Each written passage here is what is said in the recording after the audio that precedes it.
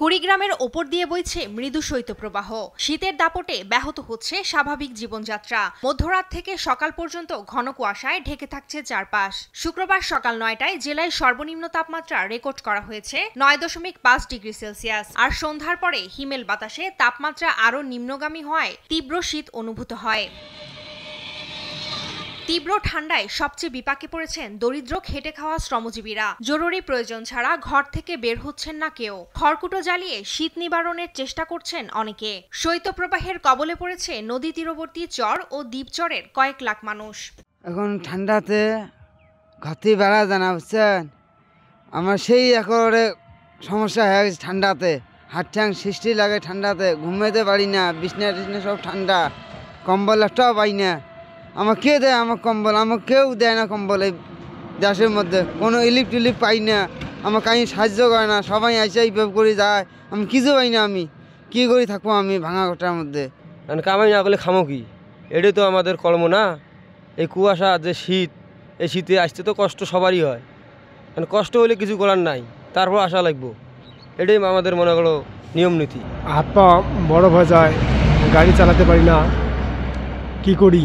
মানে দিন খাইতে হয়, এর জন্য আমাদের কষ্ট করে চলতে হয়। এই যে ঠান্ডা, কারণ আমার খুব কষ্ট, খাইতে পারি না, চলতে পারি না, এই অবস্থা আমার চলছে। চুয়াডাঙ্গায় জেকে বসেছে শীত। সকাল ৯টায় তাপমাত্রা 10.৮ ডিগ্রি সেলসিয়াস রেকর্ড করা হয়েছে।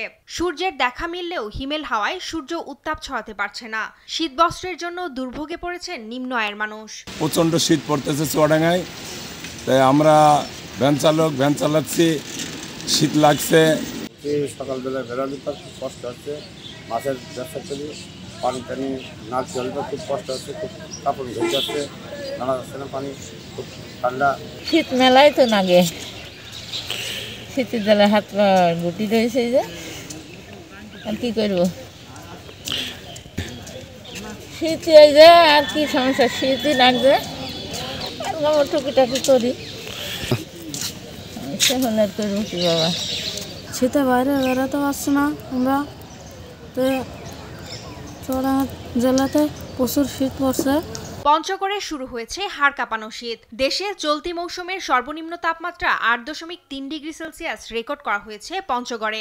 ঘন কুয়াশা আর কনকনে ঠান্ডায় স্থবির হয়ে পড়েছে জনজীবন। শীতজনিত রোগে হাসপাতালগুলোতে বেড়েছে রোগীর চাপ। দুর্ভোগে নিম্ন আয়ের খেটে খাওয়া মানুষ। তাপমাত্রার পারদ আরও নিচে নেমে পুরো মাস জুড়ে কয়েকটি শৈত্যপ্রবাহ বয়ে যেতে পারে বলে জানিয়েছে আবহাওয়া office. Tumpa Afroz, news desk, দেশ টিভি।